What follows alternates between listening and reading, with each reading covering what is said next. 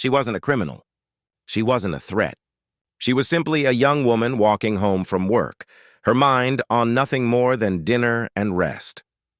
But in a matter of minutes, ordinary turned into nightmare because of the color of her skin. What should have been a quiet evening became the kind of encounter that scars a life forever. Yet what unfolded after that moment didn't just shake her world. It forced an entire community to confront a truth it had tried to bury. How does one act of hate ripple so far, and why does it still feel so familiar today? Her name was Maya. At 26, she had worked tirelessly to build a quiet, steady life. Each morning, she rose before sunrise, packed a small lunch, and caught the same bus into the city, where she spent her days behind the counter of a local bookstore. It wasn't glamorous, but it was hers. And in a world that often made her feel invisible, Maya found comfort in the routine. There was laughter with coworkers, favorite songs in her earbuds, the smell of old pages tucked between new bestsellers. To most, she was just another young woman building her future. But beneath that surface, Maya knew the world wasn't always safe for someone like her. Subtle looks in grocery aisles, the tense hush when she entered certain neighborhoods, they were reminders she had grown accustomed to brushing off, burying deep so she could keep moving forward. That evening felt no different. She clocked out, waved goodbye, and started down the familiar path toward home. The sun hung low, the shadows stretching longer across cracked sidewalks.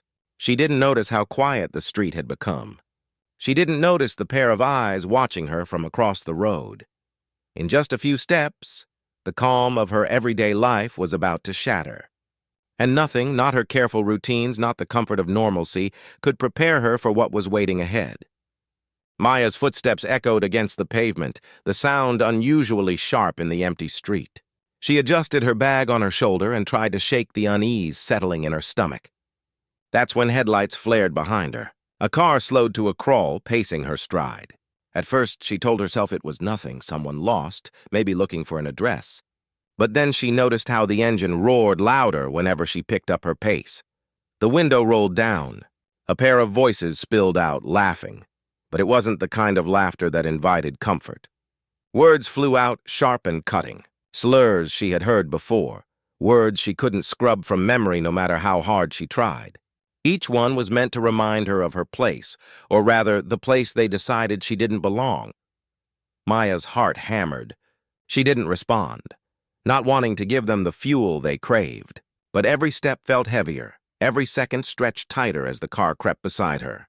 The shouts grew bolder, the venom thicker, until the car finally swerved ahead and screeched to a stop, blocking her path. For a frozen moment, the world was silent. The streetlight flickered overhead. The night air felt colder. Her pulse screamed at her to turn back, to run, but she forced her feet forward. Two figures stepped out of the car, shadows moving slowly, deliberately, as though they had all the time in the world. It wasn't just intimidation. It was ownership. The assertion that they controlled this space, this night, her safety.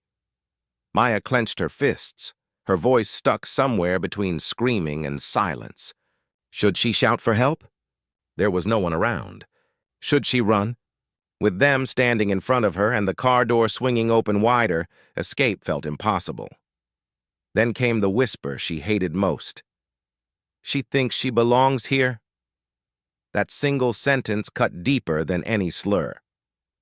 It wasn't just about tonight. It was about every glance, every whispered doubt, every reminder that her skin was a target long before she entered this street.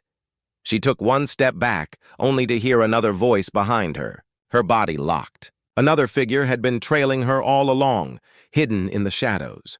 Now she was trapped, hemmed in by a wall of hate that had chosen her at random, yet not random at all. The chill of realization ran down her spine. This was no longer just about words. The laughter was gone. In its place was silence so heavy it pressed against her chest. What would they do next? And more hauntingly, would anyone believe her story if she survived to tell it? The circle closed in. Maya's breath came in short bursts, each inhale scraping against her throat. The men's faces were lit only by the hazy glow of the street lamp, but she could see enough, the twisted satisfaction in their eyes. the subtle thrill of reminding her that her existence here was unwelcome. One of them reached out, sharp fingers digging into the strap of her bag, yanking it from her shoulder as if it wasn't hers to carry. The other stepped closer, his voice dropping low, each word a weapon meant to strip her of dignity. "No one's going to help you," he said, as if declaring a fact carved in stone. She wanted to scream.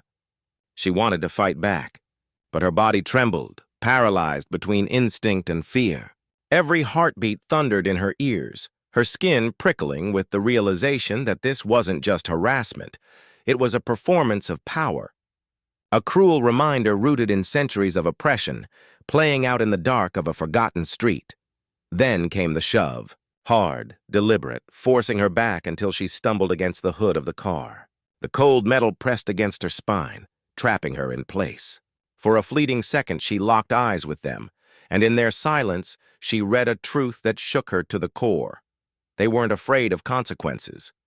They didn't believe she mattered enough for anyone to intervene, to listen, to care. But then, a sound fractured the night, a door slamming open in the distance, footsteps, a light flicking on in a nearby window. The spell of power wavered, if only slightly. The men exchanged a glance, torn between their dominance and the risk of being witnessed. For Maya, that was the moment.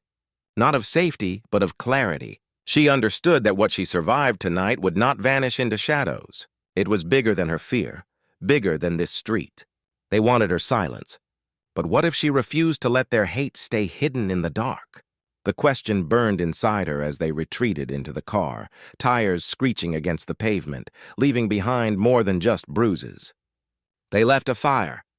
Maya made it home that night, but she didn't leave the fear behind on that street. The trembling lingered in her hands, the echo of their voices replayed in her mind like an unwanted soundtrack.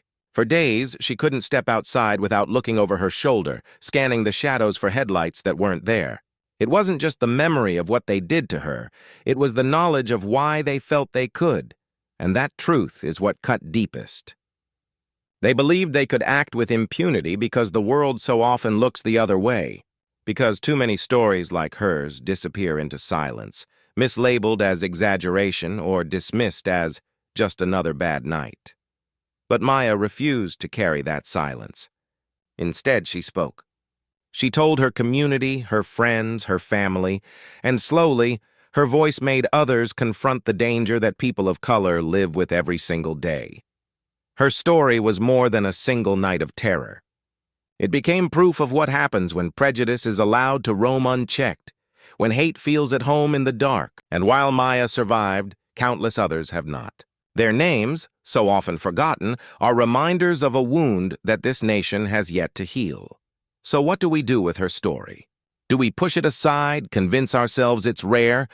Or do we finally admit how often this happens, and how many lives are scarred because of it? The truth is this: injustice thrives in silence. But when stories like Maya's are told, darkness loses a little of its power. The question remains, how many more voices will it take before the world refuses to stay silent?